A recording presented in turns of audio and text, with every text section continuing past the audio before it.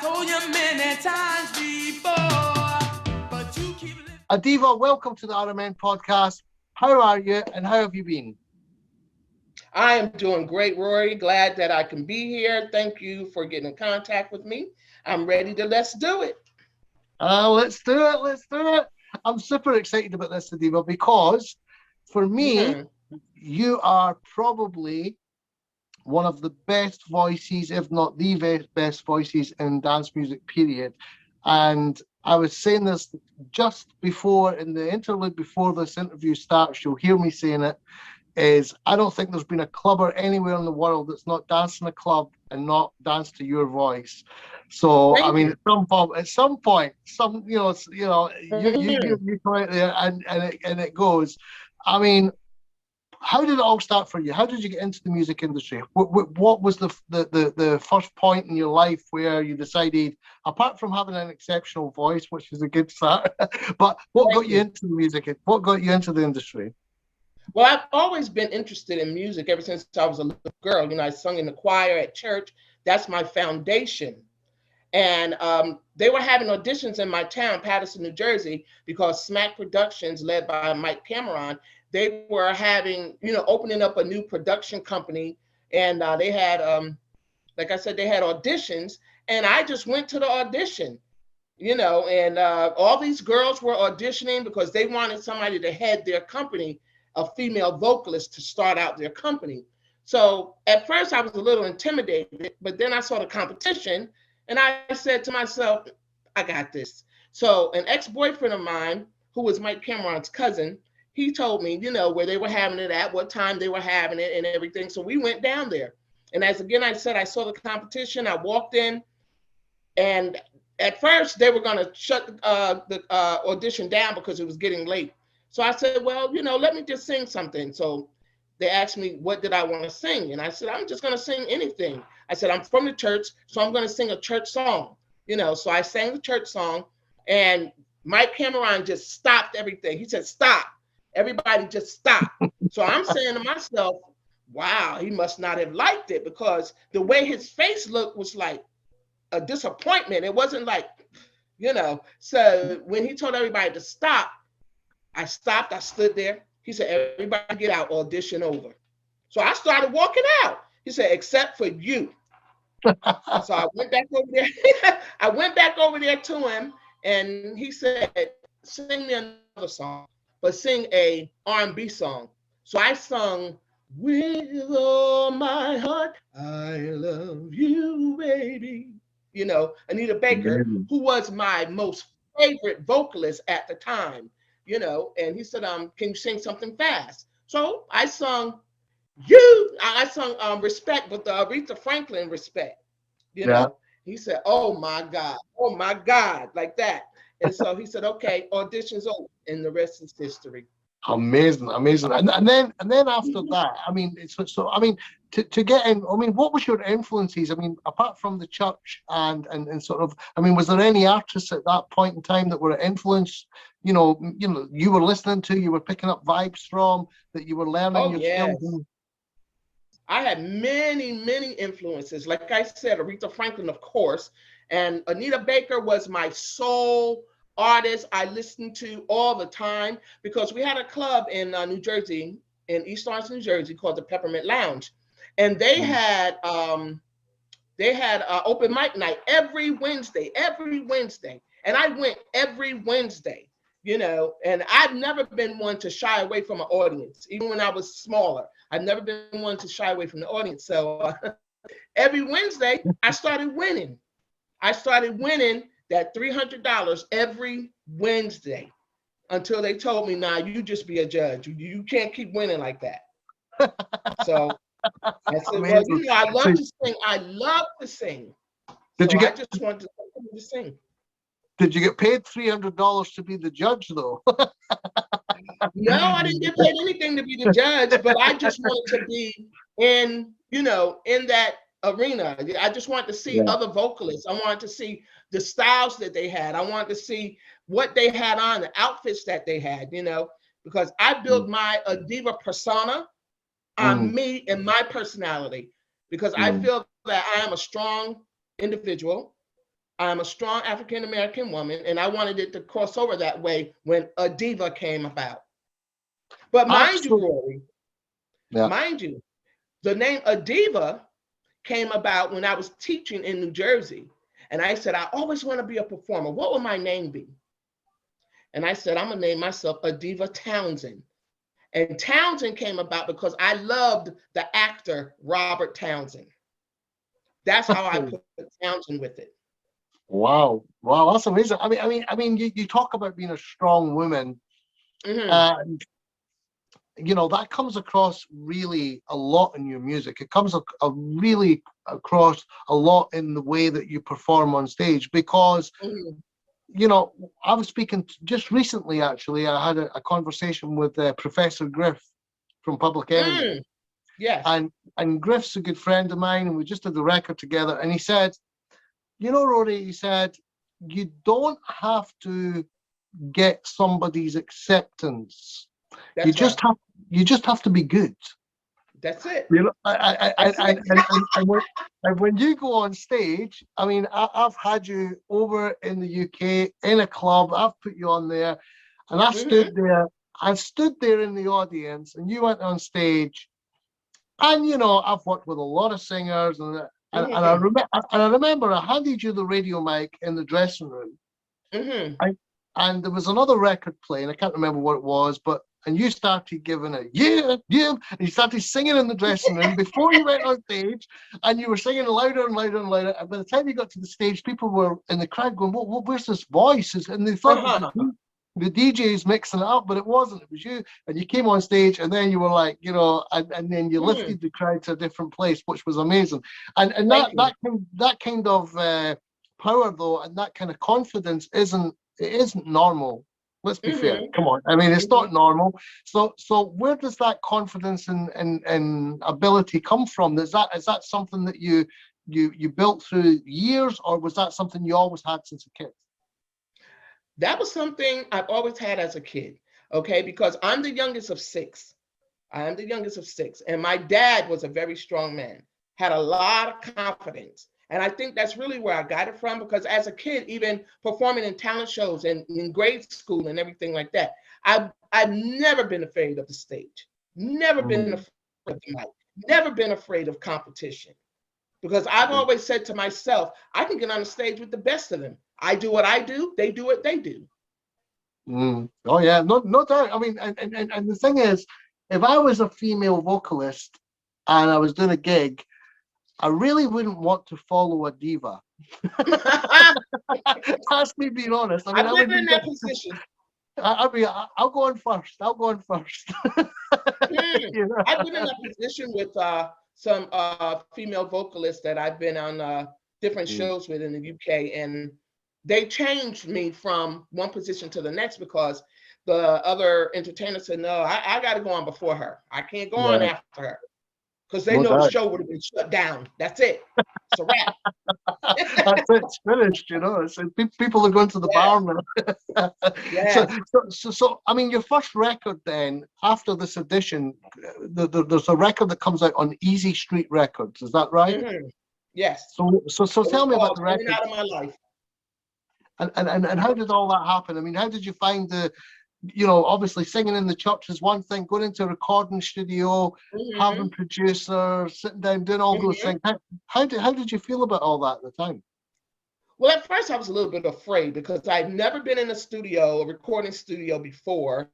And Mike Cameron, again, of Smack Productions, came up with the idea and said, all right, I want to start my company. This is the song that we're going to start off with, which I co-wrote also. Me, Debbie Parkin, Mike Cameron, Troy Patterson, we all wrote that song. And Mike told me, he said, bring it from your gut. Think of some of your relationships, And so I sat down and I wrote my part and everything, my parts. And when I went into the recording booth to record, I just took everything out of my heart and put it on the record.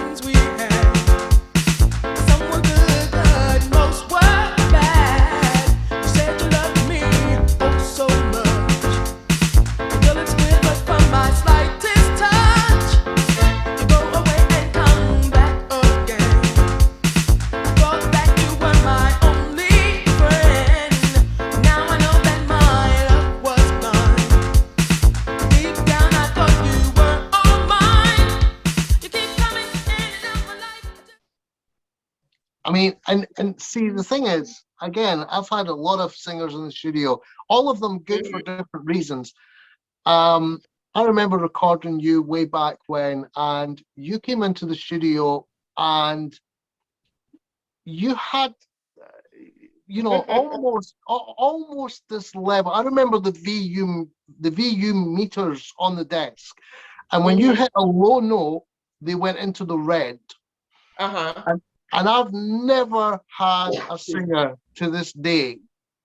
And way back, I had Edwin Starr in the shoot, this one, that, but no one has ever went into the red with a V. The depth in your voice was incredible. The depth in your voice and the way, your ability to flip it.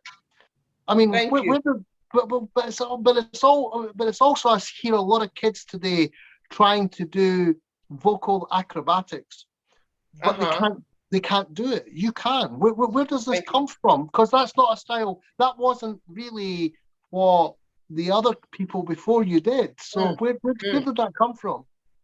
Again now, like I said, hurry up, Jay. Again, that comes from my parents and me being in the church. You know what I'm saying? Me being in the church and singing on the choir. I've been singing on the choir a very, very long time. Now, I've been singing on the choir since I was like 5 years old.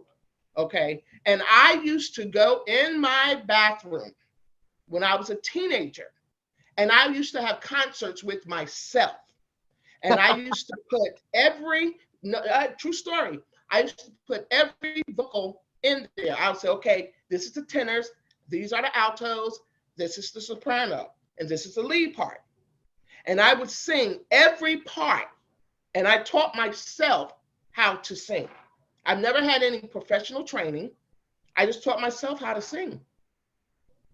Are you the only member of your immediate family that was good at singing, or everybody good? Everybody good, except for two of my brothers. But everybody else, yes, we sang all the time. My mom and my dad used to sing every Saturday night as we prepared Sunday's dinner. And being that I was the youngest, I was the only one left in the home. So they used to sing, and I would just put my little 2 cents in. Now, let me give you a little short story. The way that I started to lead a song at church was I was an understudy.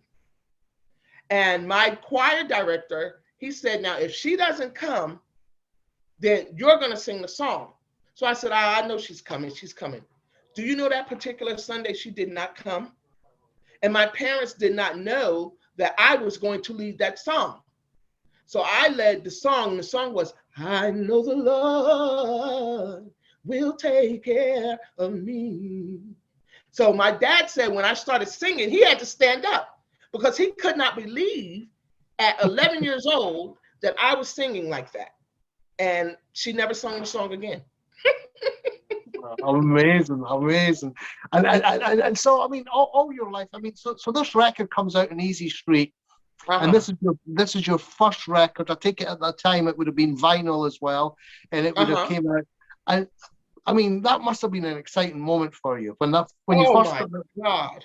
You can't imagine. You cannot imagine. I remember I was sitting on my bed. It was a Friday night. WBLS was on, and I'm sitting there and I'm talking to my son. I had my oldest child at the time. And I'm sitting there talking to him, and I told his name was Paris, but we called him Petey. I said, Petey, wait a minute. Oh my God, that's me. That's me. I'm running all around my apartment, and I'm taking my son, and we're jumping up and down. And he's like, Mommy, that's you. I said, that's me. And I just fell out in tears because I have never heard my name, my song, or my vocals on radio, national radio. And then the phone started ringing. You hear you? You on the radio? You're on the radio. So that was very exciting for me. Very exciting. Amazing. And I take it. What was your parents' reaction? Were they blown away with this, or were they trying to pull you back and say, "Come on, stick to the church singing"? And That's where it went. Stick to the church. Because I remember when I brought the contract home for my parents to look at and let them know that, because they didn't even know I was auditioning. And I had strict Baptist parents. Church. That's all, church. So I brought it, the contract home. My dad said, "What is this?" And I told him. He picked it up. "You will not serve the devil." You know how those church folks are, right? So I said, "Well, it's a recording contract."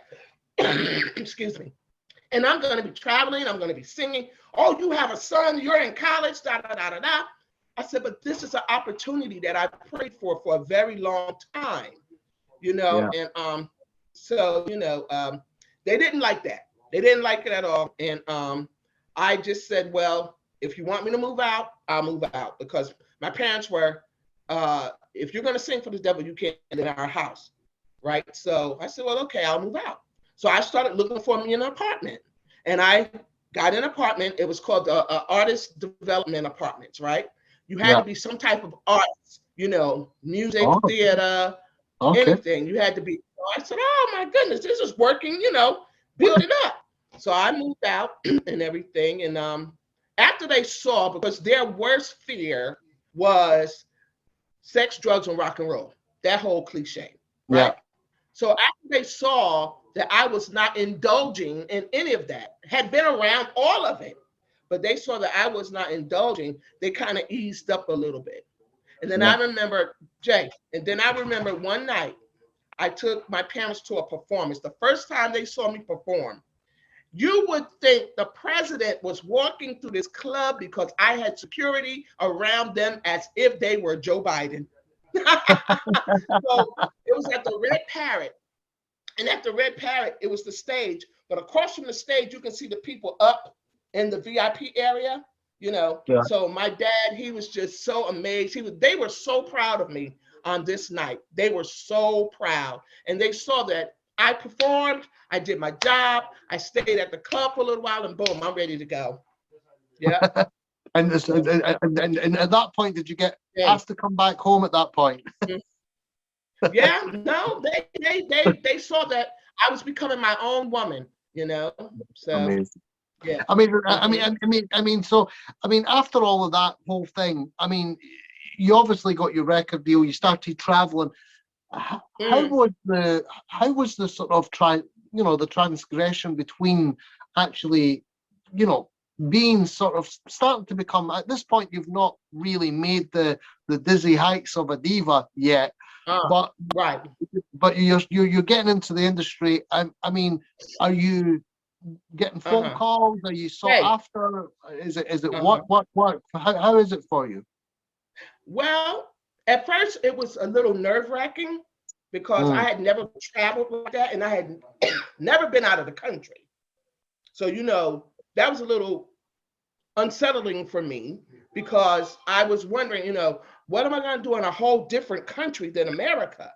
And as the hype got bigger and bigger and bigger, I was away from home more than I was at home. Excuse me. And I started to get homesick. I started to cry a little bit. But then, Holly was on the road with me. Some other people were on the road with me, my dancers, because at that audition, they auditioned dancers also. Okay. And I liked the 3 guys that auditioned for me. So we all became a big, big family. We had each other's back. We didn't let nobody come and break that up. No. Rory, I'm so sorry. I had a little tickle in my throat. No, it's no problem. But we, traveling not only through internationally, but in America also, because you hear your name, Adiva, people screaming. I had people wanting me to sign their hands. I had people bringing out T-shirts. I had guys want to come on stage and just give me a kiss and everything. So that was really like, oh my goodness, But I loved it. I'm not gonna lie, I loved it. I remember a funny story actually, because I remember having you we had you in a nightclub in a place called Dundee, and it was the nightclub was called Enigma, and it was Enigma. You remember Enigma? Well, I remember Enigma. We were in the dressing room, and you had on a pair of really dark black sunglasses, and we'd walked in. and the light between the dressing room and the stage had either went off, and so you couldn't see.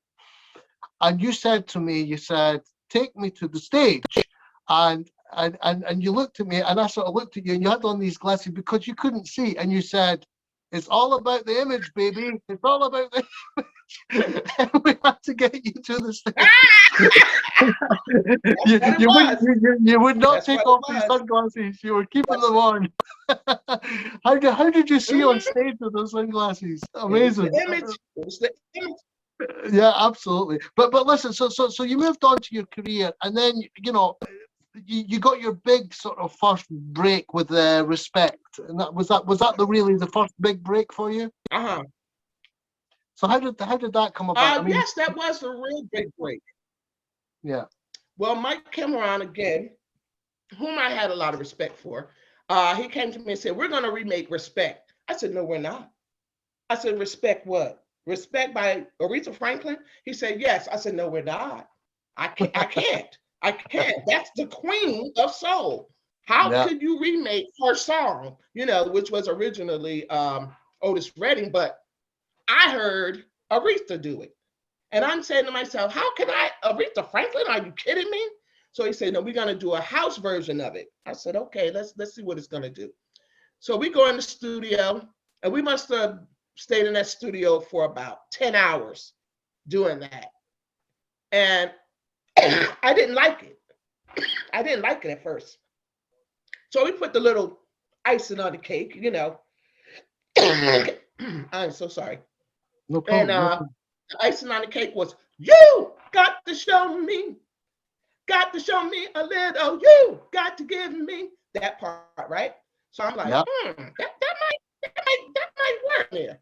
Because at first we didn't have that. We didn't have that part. right. Okay. So then played it back. Then I, doubled it up, dubbed it. And it came out and it came out and it kicked the door in.